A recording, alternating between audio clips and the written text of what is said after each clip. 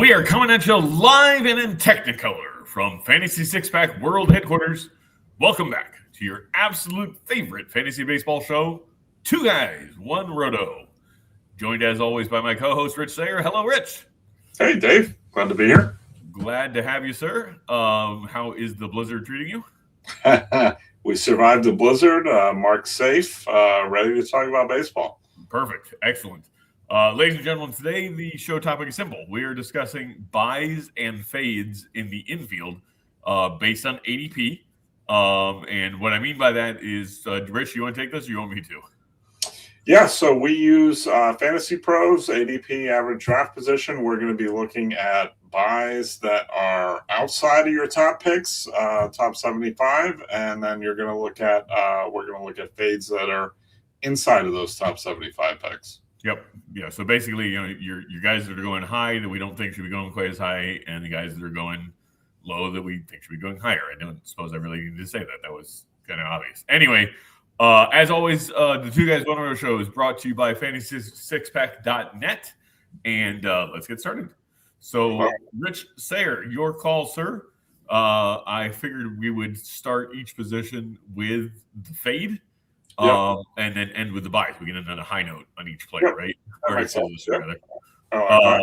you want to take the first? Do you want to take the lead on each position, or you want me to? I can. Yeah. All right, perfect. So go ahead with your fade at catcher, sir. So we're going to start with catcher. That's the number 2 on the field, I think, right? Yes. On another episode, but I'm going to fade. Also, sorry, the other number 2 on the field is Paul Pierce. So true basketball fans will recognize that joke. So anyway, go ahead. Back to baseball. I'm going to jump in with my fade. You've talked about him before, either in your writing or on one of our other previous shows. I know that. My fade is going to be Will Smith. I cheated a little bit because he's outside the top 75, but even at ADP of 99, I'm going to say you should fade him. And really, there's a couple things. There's some playing time downside. He didn't have a ton of games last year. I think that could continue. But he also just got a little bit lucky last year, and that kind of spread across the whole spectrum of pitches that he was seeing.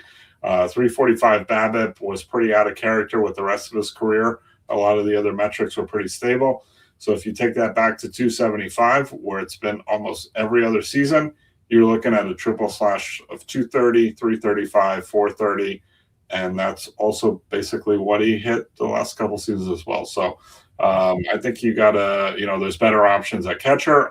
There's actually a lot of young players coming up that could infuse the position. So I think you got better options. Yeah, no, I agree. Will Smith, you're right. I did talk about it. I think it was on the Catchers Dynasty article. But the Dodgers, kind of over the last, like during the Andrew Friedman regime, basically, have just kind of aged out their catchers around Will Smith's age, around 30, 31. They just kind of put him out to pasture. Not to say that Will Smith's not going to play, but I don't think he plays. I don't think he might not even play 100 games. They've got Dalton Rushing, and there's just it's kind of like my corollary with Shohei on the mound, Shohei the pitcher, so to speak. Somebody asked in our premium Discord channel about Shohei in redraft as the pitcher, and I said, you almost have to rank him in the top 25 just based on his upside. But I wouldn't draft him as one of the first 25 pitchers because I just don't think he gets more than like 25 starts because the Dodgers are just going to make the playoffs. So why run these guys into the ground? Yep. And that's Will Smith, right? Like, the counting stats aren't going to be there. And as you just pointed out, it's very possible the rate stats aren't going to be there. Now, what I will say is, as far as Will Smith goes, what Dodgers fans are going to say is, no. Okay. So anyway, anything to finish up with on Will Smith before I move with my player? No. I mean, anxious to hear who you got. Okay, cool. So I cheated as well. So good for folks to know that we don't follow our own rules, but barely. I'm fading Hunter Goodman at catcher. His ADP is 76. So I only cheated by one spot. So, so Hunter Goodman's interesting. He was a 2021 fourth-round pick out of the University of Memphis, which has produced more professional athletes than I might have guessed. Football, Isaac Bruce and D'Angelo Williams, most prominently among them. Then in basketball, you got three very famous guards, Penny Hardaway, Derrick Rose, and, of course, DeJuan Wagner. Yes, there it is. Yes. And then in baseball, and it's a very interesting comp for me because this is where I could be really wrong about Hunter Goodman. But the guy reminds me a lot of Hunter Goodman, except for he didn't play catcher. The most famous baseball alumni is Dan Uggla. So, Hunter Goodman is Dan Uggla behind the plate. Like, maybe I don't hate that comp, Anyway, but Dan Uggla, incidentally, over his first, I forgot to put it on my notes. But anyway, over his first however many seasons, it was like 8 or 9 seasons where we hit exactly 231 doubles and homers, which is just weird. Doesn't matter. But anyway, Goodman didn't catch in the minors, didn't primarily catch in the minors. In fact, the season before 2024, the season before last year, where he was an everyday catcher for the Rockies, he barely caught it all. He played first base and right field. And the Rockies, being the Rockies, were just like, hey, you've got a catcher's mitt, you go figure it out. But anyway, he had 84 career home runs in the minors, which is not bad because he didn't play a lot, not a lot of games, but 39 of them were in the Cal League or the PCL. Albuquerque is the home park. For those of you who don't know, that's pretty much hitting on the moon. And I don't know, I kind of liken him to, like, what if Ben Rice weren't good? Like, that's kind of my take on Hunter. I just don't see him as sustainable. There's just nothing in his history that says he's going to do this again. And he's also not a good defensive catcher. He's not terrible, but the one thing he's got going for him is the Rocks don't really have any other options. So unless he really tanks, he's probably going to still get you some counting stats and whatever. But I just see him as a major regression candidate. So anything you want to add on Goodman, sir? Yeah, I agree. I think he was a fade of mine last season, so that didn't work out so well. But and I don't think he's going to fall off like a Tolia did from 2 years ago to last year. But I just don't think he's a 30 home run like the lead for in the league. So yeah. Yeah, no, I agree. Yep. So, all right, let's go to the buys behind the dish. Don, the tools of ignorance as a buy for Rich Sayre is.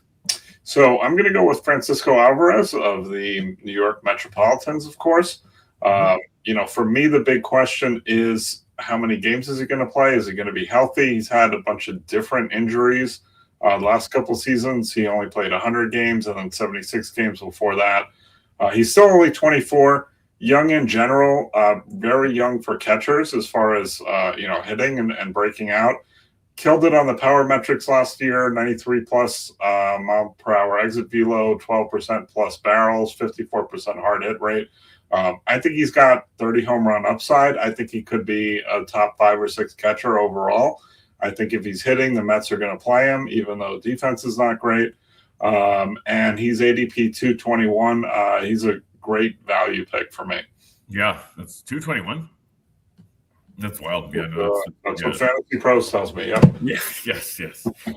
Fantasy Pros, by the way, for those who might not be familiar, is basically just almost like a compiler website. It's taking like ESPN and Yahoo and Fantrax and CBS and whatever, and just adding all their ADPs together and averaging them out, which is very handy for fantasy players who want to maybe kind of figure out where to take folks.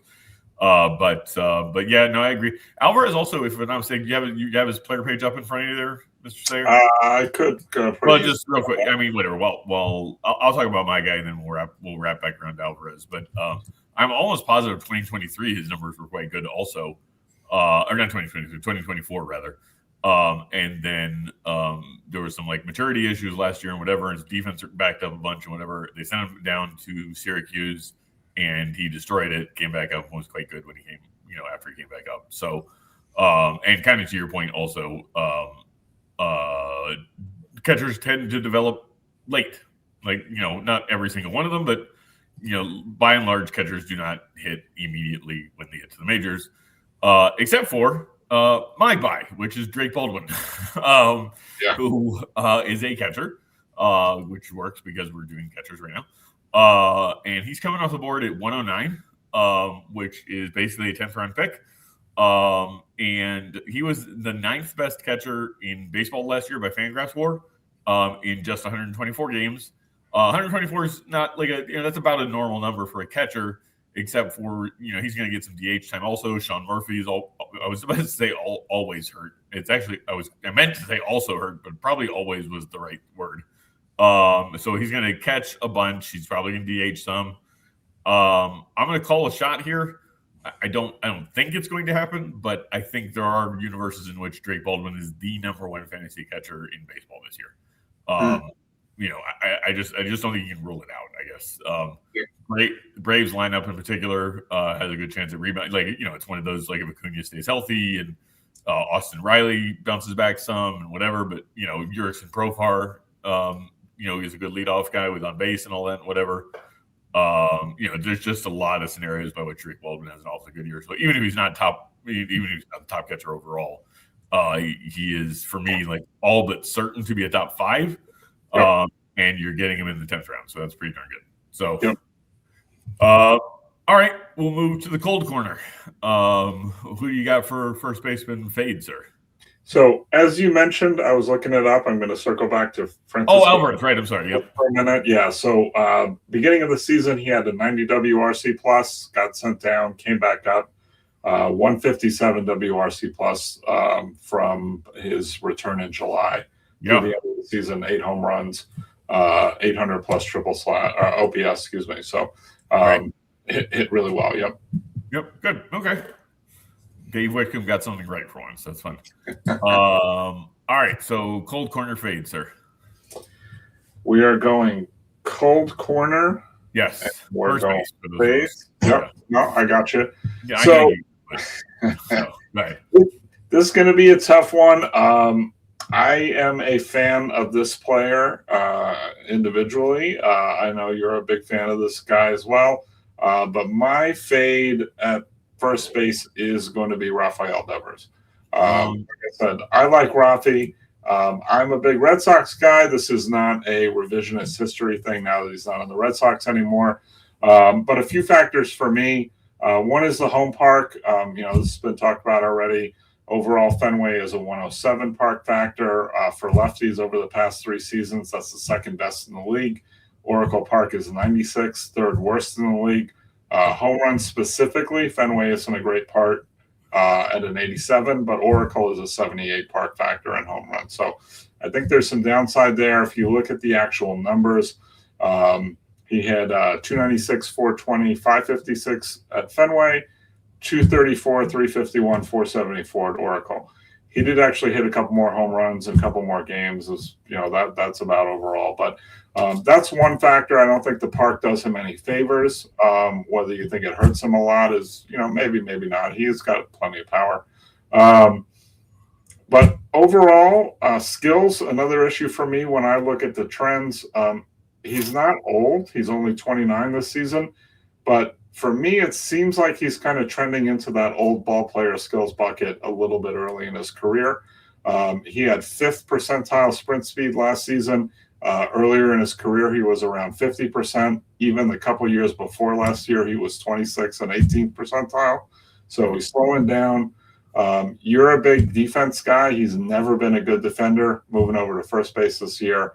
Contact overall, he was 71% last year. That's the lowest it's been since his COVID season. But his in zone in particular dropped from 80% plus his first few years in the league down to 75.6% last year. And 2 years ago, last year was 73.8. Another thing with the statistics, I'm throwing a lot of statistics at everyone here right now, but bat speed, that started being publicly available 2023. He's gone from 73.4, 72.5, 71.6. So he went from 69th percentile down to 42nd percentile. So there's a lot of these trends. He had a weird year last year. He did actually some of these metrics, especially the contact a little bit. He did actually bounce back in San Francisco. So it's not, like he's going to fall off a cliff, I don't think. But for me, at an ADP of 41 for a first base only guy, I'm looking at other options. So, okay. Well, that's an interesting take. It's a completely wrong one, but good job. Right. Rafi Devers is winning the National League MVP, as I said on our last show. So some people have said that. Yeah, I mean, there's obviously you just spouted a bunch of raw data. So I was going to say there's nothing to argue with there. There legitimately is nothing to argue with there. It's just math. But also you mentioned about I'm a big defense guy. I'm also a big narrative guy. And I just think Devers. Don't look this up, but do look this up. Viewers at home, do not look this up, Rich Sayre. But Devers got off to like an atrocious start with San Francisco. And then basically after like whatever it was, 3 or 4 weeks, something clicked and we went right back to being Devers. So we'll see. I don't know. Similar with the Sox, yeah. Like it was definitely a weird year. He had that like ridiculous. Oh, that's right. He got off to a terrible start to the season too. Yeah. Yeah, and then he was on fire, and then they traded him. So yeah. Well, at least the good news for Red Sox fans, they got a ton in return. So yeah. So that show. Yeah. So all right. So moving on, my fade at the cold corner first base is going to be none other than Canadian-born from the pride of Mississauga, Josh Naylor. Josh Naylor is coming off the board at number 57, presumably as respect to Hines, and that is in the middle of the 5th round. So some numbers here. Last year had 30 stolen bases. I'm assuming it's part of the reason he's coming off the board that high. A lot of roto leagues and all that, whatever. He had 25 career steals prior to last year. So good luck with repeating that number. Also. At T-Mobile, actually, in my original notes, I put Safeco Park, and then I was like, wait a minute, it's not Safeco Park anymore. So sorry, Safeco. But anyway, at T-Mobile Park last year, after the trade, he had a 375 BABIP. That ain't repeating. So that's even, I would say he's more likely to steal 30 bases again than he is to repeat a 375 BABIP at T-Mobile. Seattle, easily the toughest park. For left-handed hitting last 3 years, not by power or not for home runs, but just for lefties in general. But the problem is Naylor's not a big home run guy. Like he's more like a 20s-ish home run guy and a bunch of doubles and stuff. And so like if he's gonna get his doubles and whatnot squashed by the park, he's not gonna make up for that by hitting homers. I will grant that he's a relative Iron Man in today's game. If you look at his number of games played over the last few years, earlier in his career, or let's say 2, 3, 4 years ago, whatever it was, the overall number isn't there, but that's because Cleveland was like straight platooning him. But the last couple of years, he plays pretty much every day. And as those of you who remember who John Daly is, there's a name, the golfer. John Daly said it was asked about his durability once. And he said, yeah, you can't pull fat. Like, no, that's Josh Naylor. You can't pull fat. Like, he doesn't get hurt because he's too fat to get hurt. So any quick thoughts on Naylor, sir? Yeah, it's kind of wild. I was just looking. He had 19 steals in 54 games after the trade to Seattle. And no, I don't think any caught stealing. So I don't know what yeah, right. What the story was there, but I don't did that with a sprint speed of like 3rd percentile. Yeah, I don't think he's going to take as many people by surprise this year. So, right. I definitely agree with that. Yep. So, all right, let's move to the Keystone. Fade at, or no, we have first base buys. Excuse me. There are buys, yes. Yep. Another good note. My bad. What do you got for first base buy, sir? So I didn't come into this. I didn't want to set this up again as a Red Sox guy, Wilson Contreras versus Rafi Devers, but I do think Contreras is a good buy this year. I think whether it's points or roto, I think he's set for a pretty solid season. Very modest park factor bump. I take a look at that when players switch teams, 99 to 102. So that's not a big thing, but it is a little bit of a positive.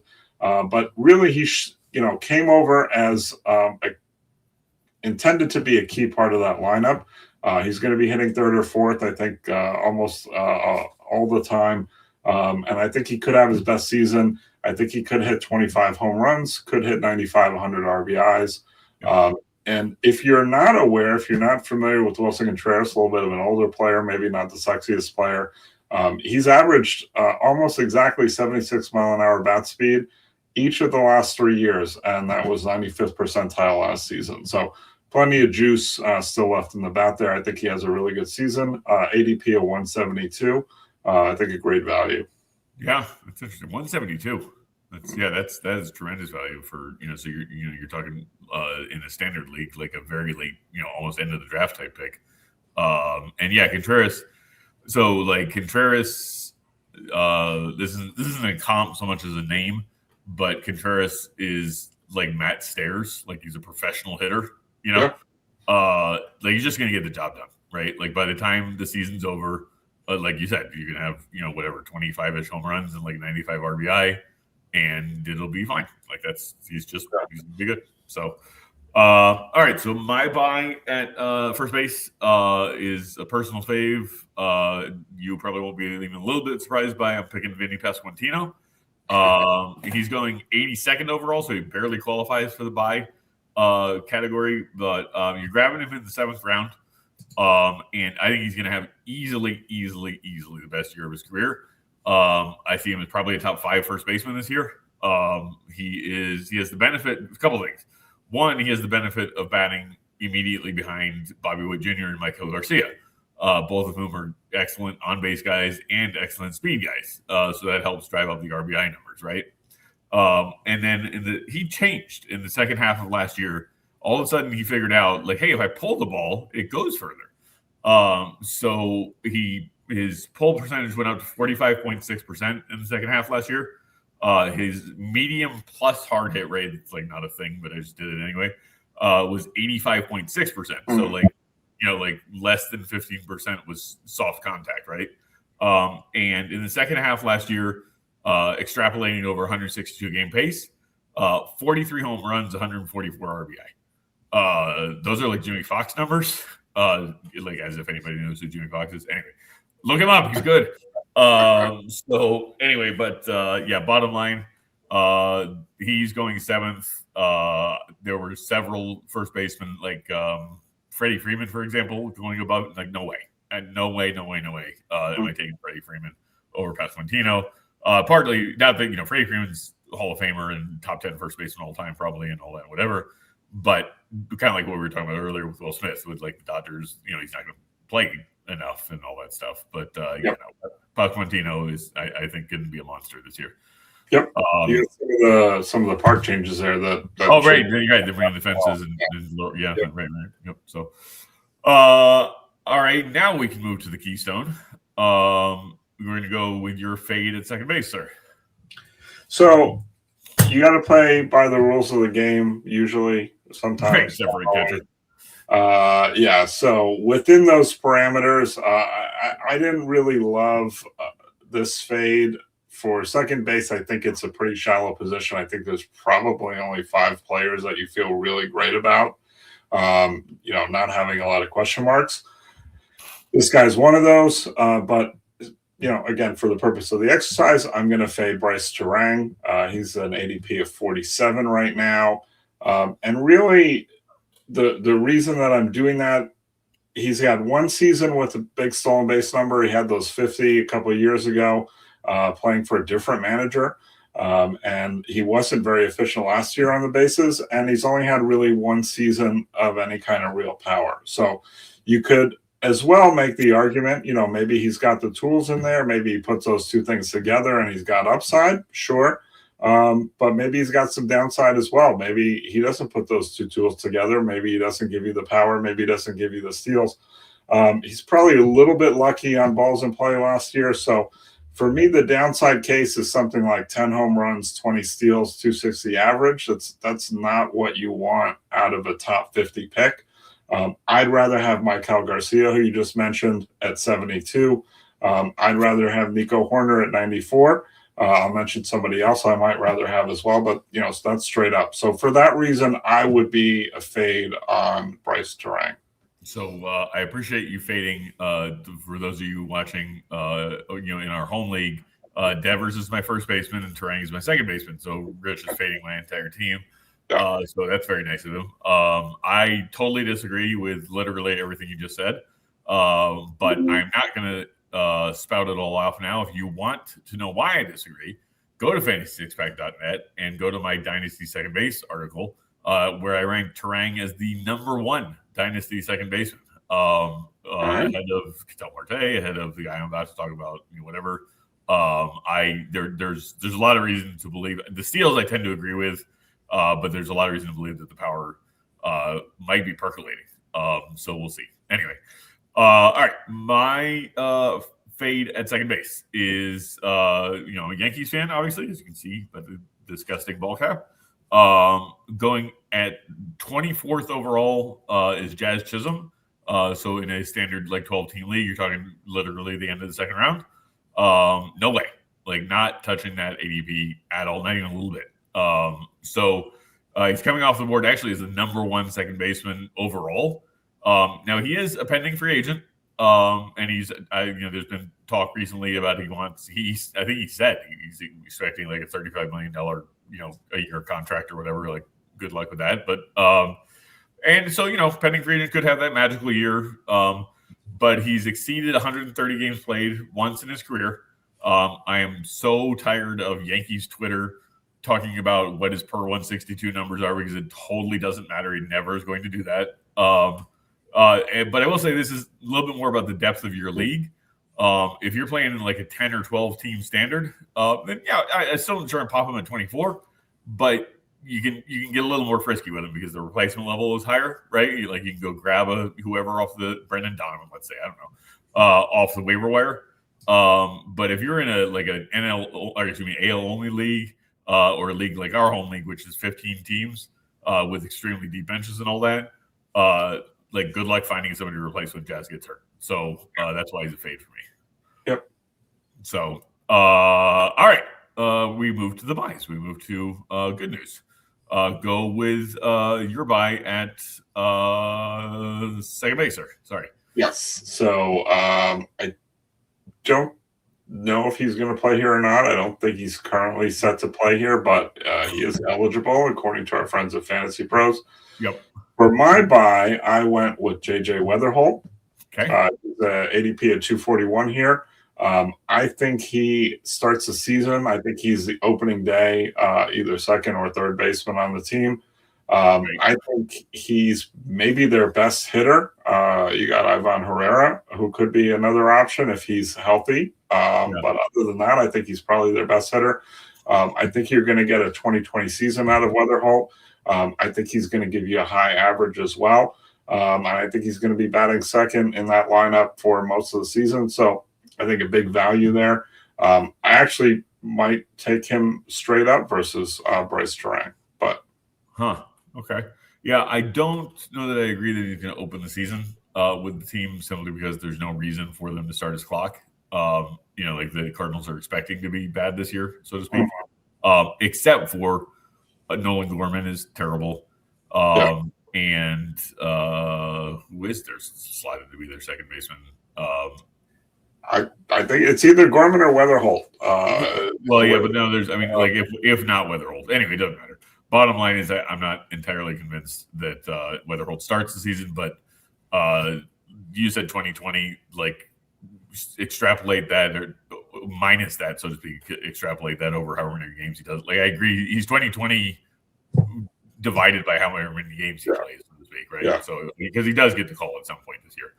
And where you're drafting him, again, if you're in a standard, ESPN or Fantrax, let's say, league, then you're drafting him for free, pretty much. So huge upside, virtually no downside. So, all right, my buy at second base is Milk Toast. Gleyber Torres at 210.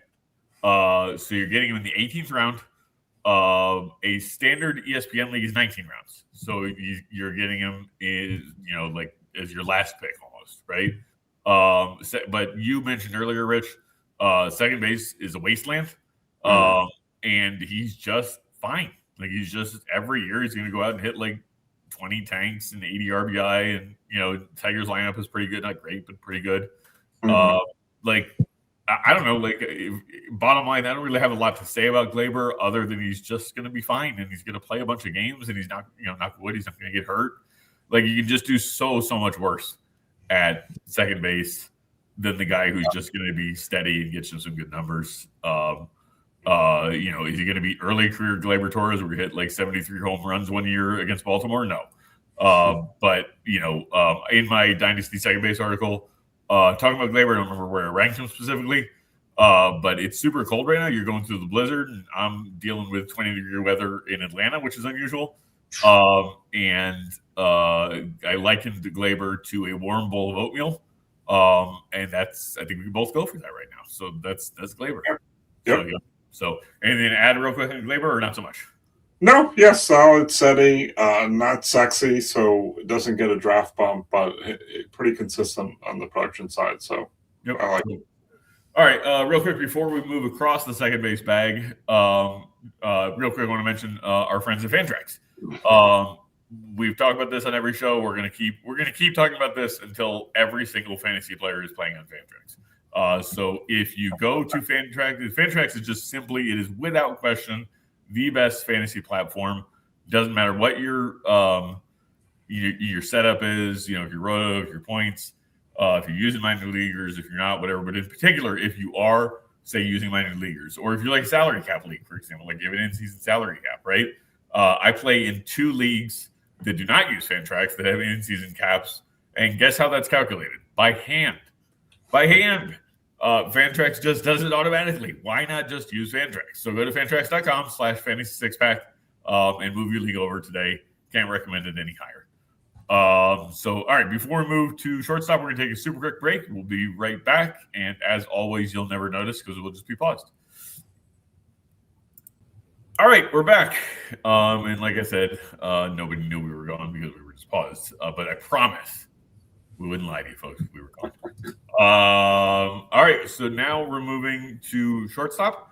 I do want to make a quick mention. I don't know, this is not usual for our show or whatever, but just thanking those members of the military for their service. There's an expression in the military, I've got your 6, which means I've got your back. Shortstop is the 6. So we're going to thank members of the military here by saying we've got your 6, and we're gonna talk about shortstops. So what do you got, Rich Sayre, for your fade? Of course, I say that, and then now we're gonna take a crap on a shortstop. But so anyway, go ahead. Those guys, thanks. So my fade at shortstop is going to be, I believe, another player that you had recently talked up. We didn't really plan it that way, but apparently you did. I'm going to fade Geraldo Perdomo. Okay. And I just don't buy that there was a lot different from 23, 24 to 25 when the stats were a lot different. Absolutely has elite contact ability, but he went from a 5 home run pace for a full season, maybe 15 steals, to a 20 home run, 27 steal season, 290 average, and same exit velo, same launch angle. The barrel rate went up a little bit. The hard hit rate went up, but it went up from non-existent to not very often. So, bat speed, 44th percentile. Bottom percentile bat speed, 44th percentile sprint speed to get to those 7 steals. I'm not going to say, he's young. I'm not going to say it's not going to repeat, but I don't want to pay full price to find out if he does have a repeat season. What is that? Did you mention ADP? What is that price? I did not. He's ADP of 62. It's 62. Okay, so you're basically buying him at the beginning of a 6th round in a 12th round. So Perdomo, I wrote up 2 years ago, actually, in an article talking about on base targets, like for OBP leagues and that kind of thing. He is a great on base guy, and then I don't know where I had him ranked in my Dynasty shortstop rankings, but I'm sure it's pretty high. I'm going to give a comp for him. Rich, how old was he last year? I think he was 28. No, you're not. Perdomo's way younger than that. Okay. I'm positive. He's like 25. He was 25 last year, 26 this year. So okay, perfect. Yeah, so there you go. So check this out. Here's my comp. Didi Gregorius. Almost the exact same thing. Didi Gregorius' first 3 years in the big leagues, 7 homers, 6 homers, 9 homers, and then at age 26, he popped 20. Didi Gregorius was a terrible on base guy, so it's not a perfect comp, but also Didi Gregorius is knighted. He's 30, so who cares? All right. Anyway, so I agree that Perdomo might not repeat, and I agree that price tag is probably a little high, but I don't agree that he's going to fall flat on his face. So we'll see. Yep. All right. This is a fun one for me. For those of you who know me, well, wearing the Montreal Canadiens shirt, if you can see. Those of you who know me personally or have read, in my writing where I try to drop in some hockey references from time to time. So my fade at shortstop going is CJ Abrams is going at number 68 off the board. Recently announced, those of you who don't know this and know who this is will be shocked. Jaromir Jagr was still playing professionally in like some sort of like whatever B league in whatever country. Just recently announced his retirement and wore number 68, of course. So CJ Abrams presumably paying homage to Jagr by going 68 off the board. So that was a ridiculous thing to say. But no, Abrams is a perfect example of why points leagues are so much better than Roto leagues.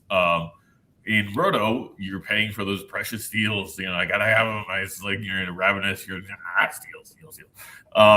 But in points leagues, they're just points. Like they're just the same as getting a single or whatever. That kind of thing.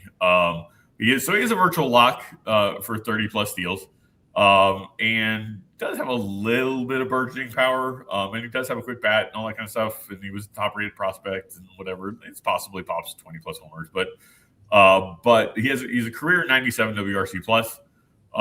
It just really hasn't clicked for him yet. There is some possible maturity issues. There was a thing in the casino, and whatever, which is actually, for those of you who don't know, that's just a wonderful. Well, not wonderful. It's kind of a terrible story, but he was at a casino at like 3 or 4 in the morning or something like that, or maybe later than that, on the last day of the season when they had like a 1 o'clock game, and he was photographed there. And the Nationals not only didn't play him that day, they demoted him to the like Florida complex league.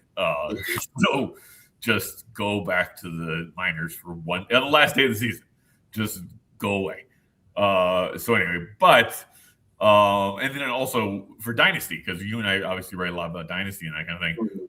He might be the worst infield defender in baseball. The chances are that there's been a lot of talk about him getting traded. Supposedly the Giants made a big offer. If he does move off Washington, he's also going to move off shortstop. No other team's going to play him there. He is going, like I said, 68. So you're paying a 6th round price for a guy who is getting you not a heck of a lot besides steals. So, again, those of you in Roto leagues, knock yourself out.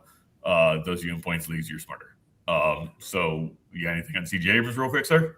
Yeah, I don't usually buy so much the first half or second half splits, but both of the last 2 years, he was great in the first half and really bad in the second half. So You wonder, again, is that a maturity thing?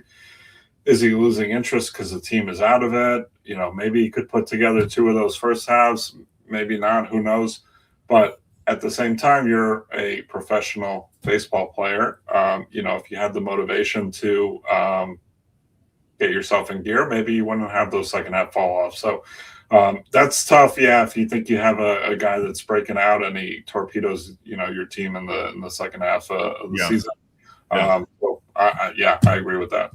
And not that this has anything to do with the infield or whatever, but Mackenzie Gore is the same thing too, where he's like totally tanked the last 3 in a second. Like maybe there's something in the water in BC or something like that, or the cherry blossoms or something. I don't know. Anyway, all right. So let's talk about some buys at shortstop. We've really like ragged on our two shortstops. Let's talk about shortstop. Who you got? Yeah, shortstop is interesting. There's a really solid, kind of not even first tier, but maybe 12, 13, 14 type players. And when I look at the rest of it, it just falls off really fast. There's not a lot of guys further down that you feel great about breaking out. Sure, you could talk about Connor Griffin. Everyone's talking about Connor Griffin as a sleeper on Twitter right now, but I don't think he's going to start the season in the bigs. I think they're going to hold him back. So who knows when you're going to see him. I think he's got a lot of upside. But my sleeper is going to be Corey Seager. He's got an ADP of 91. Obviously, the question with him is, is he going to be healthy? Probably not. He's probably going to play about 110 games, something like that here and there. But if he happens to have a healthy season, you've got 30 to 40 home runs, you got 100 RBIs, you got maybe a top 3 or 5 guy at the position. So I think there is upside. I think you can try to navigate around the injuries maybe. That's who I'm going to go with for my sleeper. Yeah, no, Seager is a rate stat monster, an accounting stat like boy, I wish this guy would play more games because I would go even further as to say if Corey Seager somehow played 100, let's say 45, 150 games this year, he probably finishes in the top 5 in MVP voting. So Seager is one of my more favorite players. I don't obsess over the Hall of Fame like some folks do, but I do like talking about Hall of Fame candidacy. And Seager, I want him to win another World Series. And I want everybody to win a World Series, but that's not possible. But I want him to win another World Series and be named the World Series MVP, just because then he's going to become one of the more fascinating Hall of Fame candidacies, after he retires, because just his by rate stats, absolutely, by counting stats, not so much because he doesn't play the games. Yeah. So, but Seager's good. So. All right, so my buy at shortstop is back when Twitter wasn't a wasteland. Has one of the more famous, not famous, but more fun Twitter handles at Lieutenant Dansby Swanson. Not making that up; that's actually true. I don't know; it's something like that. Whatever it is, Lieutenant Dan's, but I forget his name. So maybe Lieutenant Dan 7. None of this matters. Anyway, he's going off the board at 154. So you're getting him in the 13th round, lucky number 13. He is a wonderful defender, as you mentioned earlier on the show, Rich. I love defense. Why? You get to play every day if you play good defense.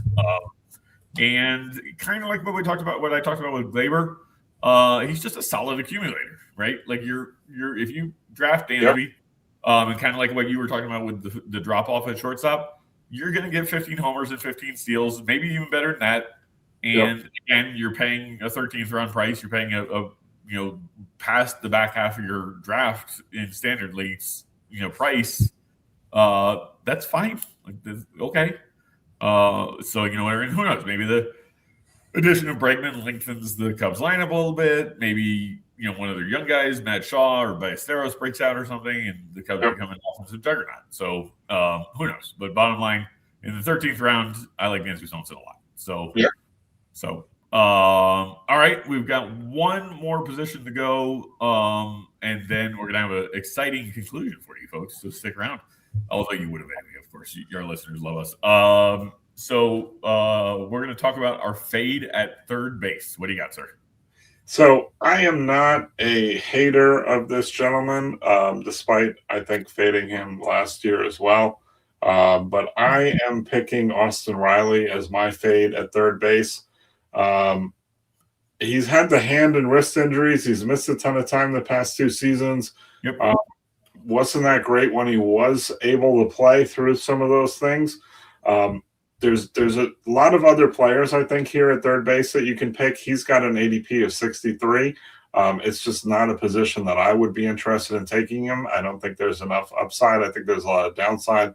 So that's my fade at third base. Yeah, no, Riley is people are Ron Chandler, our friend Ron Chandler, friend of the show, from Baseball HQ. talks about the Steve Avery principle, where people are chasing production that happened 3 years ago that's never going to happen again, basically. Yeah. And that's Riley. Like he's, I think it'll be okay. Like, he'll hit 25 homers and 80 RBI or something like that, but he's going to miss time. And, he had, again, same thing when I wrote on for Dynasty third baseman, you don't use Baseball Reference because you hate it for some odd reason, but I believe he had 3 straight seasons in like the top 10 or maybe even 5 MVP voting. From 21 to 23, and then 24 and 25 just that's not happening anymore. So yeah, I just I totally agree. But all right, speaking about players that those of you who know me are gonna be shocked that this is my fade at third base. But I don't even want to say it. Is Manny Machado going at number 31 overall? So he is right there smack dab in the middle of the third round. Like, how am I doing this? Manny Machado is 22nd all time in Fangraphs WAR among third basemen already. Interestingly, 1 spot behind Jose Ramirez. So he and Jose will be like chasing each other for the rest of their careers. But he's likely to finish as his top 10 third baseman ever. And I talk about this a lot, that that Machado is, again, going to be a top 10 third baseman of all time by the time all said and done, most likely. And we all missed it, so to speak, right? Like, it's nobody during Machado's career was like, whoa, this guy's an all-time great. But anyway, a spectacular career, but he's almost entering his age 34 season. He turns 34 right after the cutoff for where they measure your age season or whatever. His ISO has declined 4 years in a row. Also, his defense is starting to fall off, which, not that they're going to play with third base. I'm not worried about that. But defense is a leading indicator. I've talked about that before. When defense goes, the other stuff tends to follow, because the reason your defense is going is because your athleticism is going. So yeah, he's a third round. Like, no, not doing him in the third round even a little bit. So anyway, anything you want to say on Machado, sir? Yeah, not enough upside there. Very consistent. That's great, but I think you can use that pick someone else. Yep. So all right, let's talk about some happy guys at third base. What do you got for a buy at third base, sir? One of my guys that I've liked for a long time, I went into the term team vision last year because I saw all these stories popping up here and there about these guys getting, putting glasses on or LASIK surgery or something like that. But my sleeper here is going to be Max Muncy. He's an ADP 205. So again, almost free, very late in the draft. If you're not familiar with the story with him, he started wearing glasses at the very end of April. Found out he had astigmatism. His overall, I think, vision was good, but the astigmatism affects your depth perception. So once he realized this, he got these glasses. Started the season, so before he had this, triple slash 180, 295, 236, no home runs, 34 strikeouts. 14 walks, 28 games. Yeah, I'm sorry. Just did I hear that right? 180 and 236 slug, so like an 056 ISO. Is that what I just heard? 180, 236 slug. Yes. No, so like a 50. Right. It's okay. Cool. Yeah, I just want to make sure I heard that right. That's crazy. Okay, go ahead. Yeah. So yeah, no power, ton of strikeouts. Gets the glasses immediately. So rest of the season there, sandwiched around some injuries. 301, 435, 624, 17 home runs, 45 walks, 37 Ks, 4 steals, only a 275 BABIP. That's something you look at to see, is this, inflated for no reason. He's a great hitter, and he had this vision issue. I think you do have to deal with the injury questions. That's a very real thing, but I think he could certainly have one, kind of last hurrah type season with the Dodgers. I think you could get 280. You could get 30 home runs. You could get 100 RBIs with that lineup. And so a little bit of a risk, but I like it. Yeah, well, and not really much risk at the ADP, right? We've said this a couple times already, but like not to beat dead horse, but again, depending on the depth of your league, shallow league, Max Muncy's a wonderful pick because you're going to be able to pick up someone to replace him when he does get hurt. Super deep league, a little dicier, whatever. But yeah. And of course, best thing about Max Muncy is telling Madison Bumgarner to go get it out of the ocean. So all right. My buy at third base is a sneak preview into our special closing for the show. So my buy at third base is Marcelo Mayer at 266 ADP. 266. So he's free. Standard leagues, that's the 23rd round pick. Standard leagues are 19 rounds. So he's like 4 rounds beyond free. He's a former top 15, 20 prospect in baseball. He was projected to be a plus hitter, not like just a plus, like a good average, good homers, some steals, hit a lot of doubles, that kind of stuff, whatever. Actually, again with my comp game, Alex Bregman without the runner-up MVP season, like all of Alex Bregman's other seasons, right? Where he's kind of solid but not spectacular. I don't know. Also, I talked earlier about narrative is a big thing for me.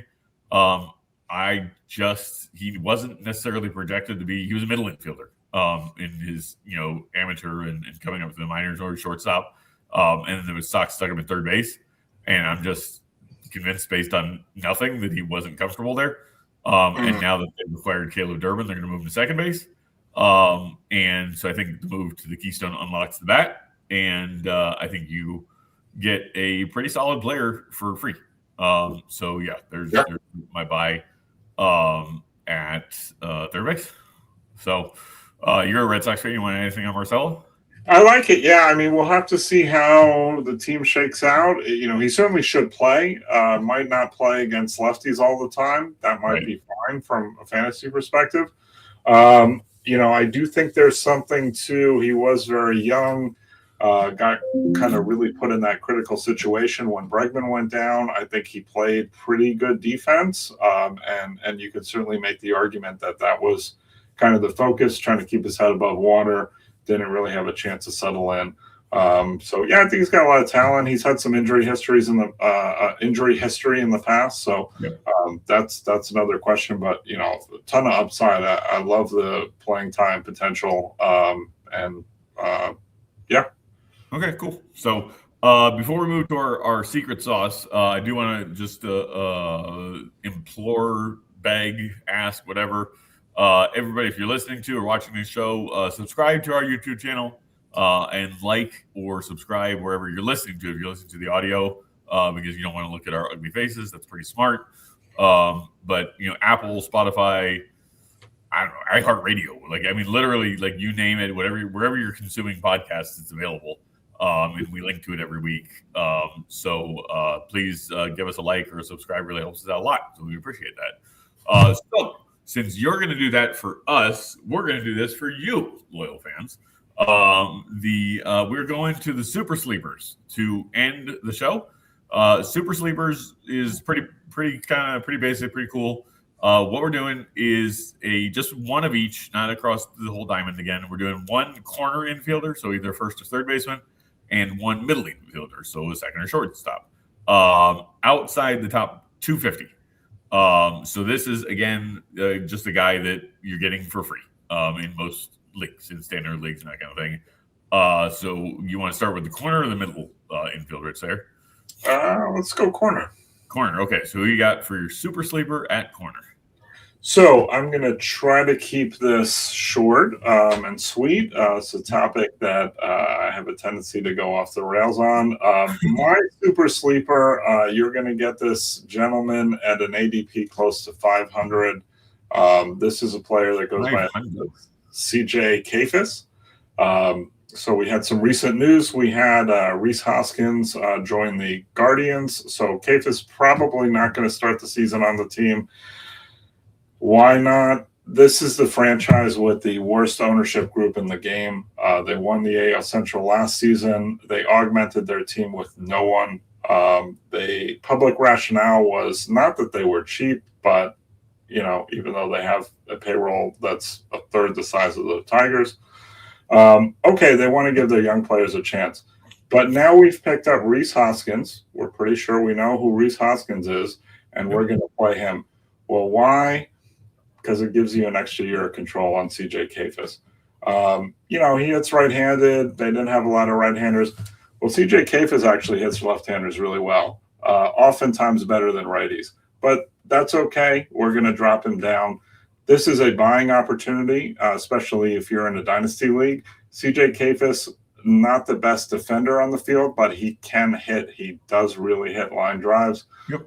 So for your deep leagues, if you want to stash this guy, even if you want to come back maybe later in the season, I think you have a window right now. I think he's a much better hitter than George Valera, Jonathan Rodriguez, Rhys Hoskins, maybe Kyle Manzardo.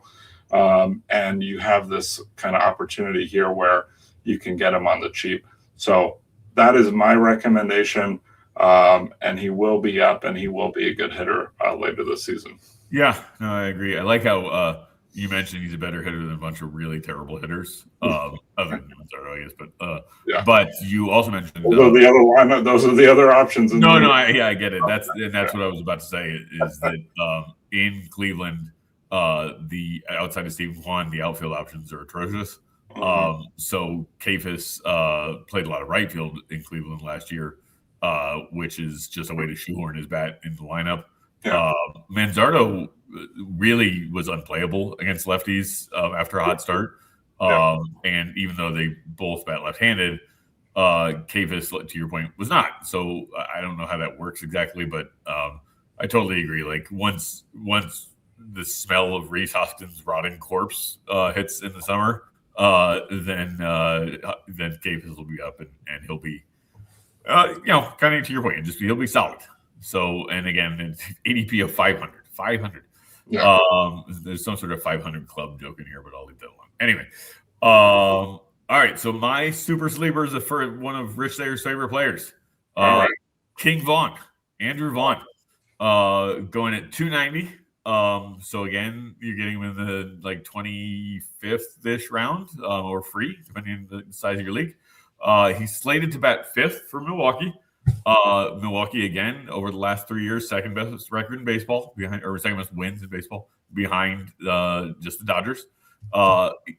During his stint with Milwaukee, he talked about it. They talked about it when they sent him down to Nashville when they acquired him from Chicago, and they basically told him stop, just swing really hard at stuff in the zone.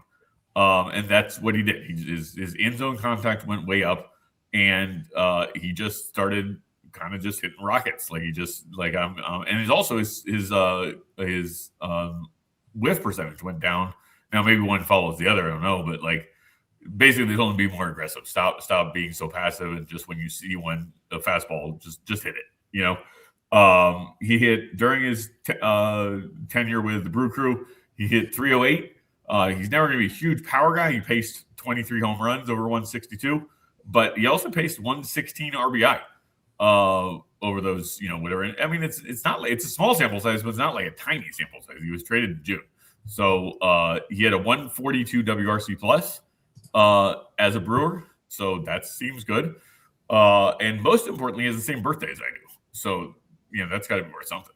So anyway, so King Vaughn is my super sleeper at the corner infield position. What about middle infield? What do you got? Yeah, I will say King Vaughn, yeah. I'm not a King Vaughn. I can't believe I'm not an Andrew Vaughn guy. But the biggest change is that he cut way down on chasing pitches. So that your narrative does fit the stats in this case, and it made a big difference in the production. If that becomes sticky, then sure. I think he's a useful player. He's got the draft pedigree. So that's fine. I'm not going to use the King Vaughn nickname, but yeah. Too late. You already did. You're married to it now. All right, what do you got in middle infield, bud? So my super sleeper at middle infield, one of my favorite players. I have no idea why. I just think there's some potential there that not a lot of other people I think are looking at. I'm going Brooks Baldwin. He's got a runway to playing time on the White Sox. He's got literally zero people talking about him, promoting him. ADP of 475. He's got decent speed. He's got decent power. He's got a decent frame. Destroyed AAA, only had 37 games in AAA, hit 14 home runs. May end up just being a strong side platoon guy this year, but that might be fine again for the rate stats. He doesn't hit lefties that great, despite being a switch hitter, so that might be just fine. On the other hand, the White Sox lineup is not even that great, so he may end up, even though he's projected right now to platoon, he may end up picking up more playing time. So I think the upside is 20 home runs, 10 steals. Depending on your league's games played requirements, he's eligible at like a million positions from last year. Could be eligible again at something similar to that. So I think he's a fun player. He's a young guy. I don't think the White Sox have anything to lose by just seeing what happens. It's hit very well in AAA and the minor leagues. So that is my super sleeper. Yeah, no, well, first, a couple of things. One, you said nobody's talking about. I mean, you are, Rich. So other than me, I don't know if I count, but yes. Yeah. Oh no, you everything counts in large amounts. All right, Depeche Mode reference. Anyway, and then no, Brooks Baldwin, I like that pick a lot because, like you said, he's I don't know if he's a versatile defender, but he can wear a lot of different positions gloves. Yeah. And to your point, the White Sox are not exactly like overflowing with bats, except for a catcher. Like what a weird thing that like we have two good hitting catchers, but what they can't both play at the same time. Yeah, I don't know. Baldwin, this is the super sleeper section. In a deep league, that's a great guy to get, especially if your league uses, like our league does, our home league, individual outfield positions, for example, like left, center, right. You can plug him in a lot of places, and he's going to be a lot better than the replacement level player that you might otherwise be getting off the waiver wire or whatever. So yeah, Brooks Baldwin needs a nickname. I don't know what it. I can't figure out exactly what it is. Like that could really propel his league wide interest. Yeah. Okay. So, all right, real quick, actually, while I talk about my player, do me a favor and look up Brooks Baldwin's. Go to his baseball reference page. And yeah, sorry. And I just want to know what Brooks Baldwin's real full name is. Is it actually Brooks or whatever? Anyway. All right. So my super sleeper, I've already talked about this guy on this show this season. So sorry for the redundancy. But is Brett Beatty in the middle infield. He's going at ADP 311. So he only barely qualifies as a super sleeper. But I talked about him on the East Division, East Bold Prediction Division show, or East Division Bold Prediction show, if I can use the words in the right order. I projected him on that show, or called on that show, that he was going to win the Silver Slayer at the National League utility position, which is the dumbest thing ever because he can't play shortstop, so he's not a utility player, but that's what Major League Baseball is calling him these days. He post All-Star break had a 135 WRC plus, including, ready for this one, Rich? 137 against left-handed pitching. It's a very small sample size, but historically, he can't hit lefties even a little bit. So if he can hit lefties, we're talking about a totally different player. He's projected to be kind of like their strong side DH. This is one throw, so I'm not going to make like Mets fans and overreact wildly, but Bo Bichette's first throw at third base, I don't know if you saw, pulled Jorge Polanco off the bag at first. I do wonder about Bo's it's not just Bo's defense at third, because he was terrible at short. But Beatty was really good defensively at third. And so it just doesn't make a lot of sense to me. Like, why not just play Beatty at third and DH Bo? Like, why put the good glove on the bench, or take it away or whatever? Anyway. So yeah, Brett Beatty, again, another, these are super sleepers. And in most formats, virtually all, I would say, he's going to be eligible at second and third. So another just handy player in your deep league where you can plug him in a couple spots and he'll help you out. And I wouldn't be totally shocked especially if Carson Bench doesn't start the season with the team, if he picked up left field eligibility or outfield eligibility as well in season. I don't think he plays 20 games there, but like most league thresholds are like 5 or 10 games in season. So I don't know. Brett Baty's good, man. He's just a good ball player. So what is Brooks Baldwin's real name? Riley Brooks Baldwin. Riley Brooks Baldwin. That's interesting because that was, again, like we talked about with C.J. Abrams paying homage to Yarmir Jagr. Those of you who are basketball fans know that the Lakers just erected a statue of Pat Riley. So that was nice of Brooks to be named for Pat Riley. So I'm sure that's what happened there. So yeah, very relevant. Yeah. Right. Yes. So we are keeping you abreast of all the completely irrelevant news to fantasy baseball. All right. Anything to close with, sir? Enjoyed the show. Looking forward to the next episode where we talk about outfielders, I believe. Yeah, we'll be talking about outfielders on the next week's episode. Same kind of thing we'll be doing inside and outside. Actually, outfield we'll do inside and outside the top 100 since it's a little deeper position and you start more players. But yeah, great show. Really appreciate you all taking the time to listen. And again, please like and subscribe wherever you are consuming this show, podcast. And we will catch you guys next week.